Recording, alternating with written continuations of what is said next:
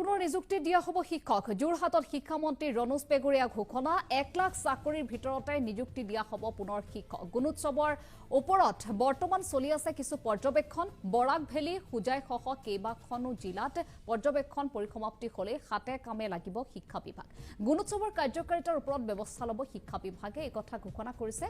শিক্ষামন্ত্ৰী ৰণোজ পেগুৱে বৰাক উপত্যকা হুজাই সাব ডিভিজন সাউথ সালমৰা বৰপেটাৰ কিছু জিলা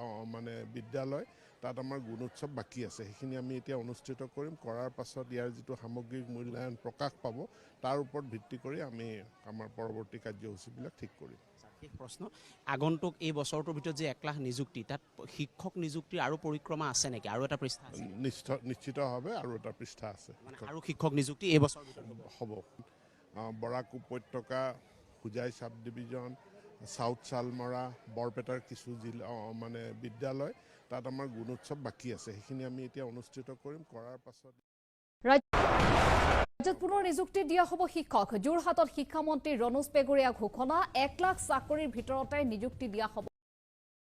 পুনৰ নিযুক্তি দিয়া হ'ব শিক্ষক যোৰহাটত শিক্ষামন্ত্ৰী ৰণোজ পেগুৰীয়া ঘোষণা 1 লাখ চাকৰিৰ ভিতৰতে নিযুক্তি দিয়া হ'ব পুনৰ শিক্ষক গুণোৎসৱৰ ওপৰত বৰ্তমান চলি আছে কিছু পৰ্যবেক্ষণ বৰাক ভেলী হুজাই সহ কেইবাখনো জিলাত পৰ্যবেক্ষণ পৰিসমাপ্তি হলে হাতে কামে লাগিব শিক্ষা বিভাগ গুণোৎসৱৰ কাৰ্যকাৰিতাৰ ওপৰত ব্যৱস্থা ল'ব শিক্ষা বিভাগে এই কথা ঘোষণা কৰিছে শিক্ষামন্ত্ৰী ৰণোজ পেগুৱে বৰাক উপত্যকা হুজাই সাব ডিভিজন সাউথ সালমৰা বৰপেটাৰ কিছু জিলা বিদ্যালয় তাত আমাৰ গুণোৎসৱ বাকি আছে সেইখিনি আমি এতিয়া অনুষ্ঠিত কৰিম কৰাৰ পাছত ইয়াৰ যিটো সামগ্ৰিক মূল্যায়ন প্ৰকাশ পাব তাৰ ওপৰত ভিত্তি কৰি আমি আমাৰ পৰৱৰ্তী কাৰ্যসূচীবিলাক ঠিক কৰিম এক প্ৰশ্ন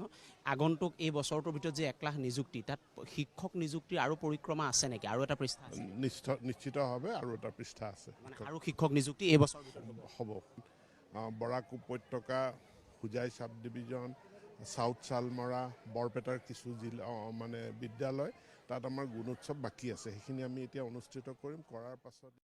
ৰাজ্যত পুনৰ নিযুক্তি দিয়া হ'ব শিক্ষক যোৰহাটত শিক্ষামন্ত্ৰী ৰণোজ পেগুৰীয়া ঘোষণা 1 লাখ চাকৰিৰ ভিতৰতে নিযুক্তি দিয়া হ'ব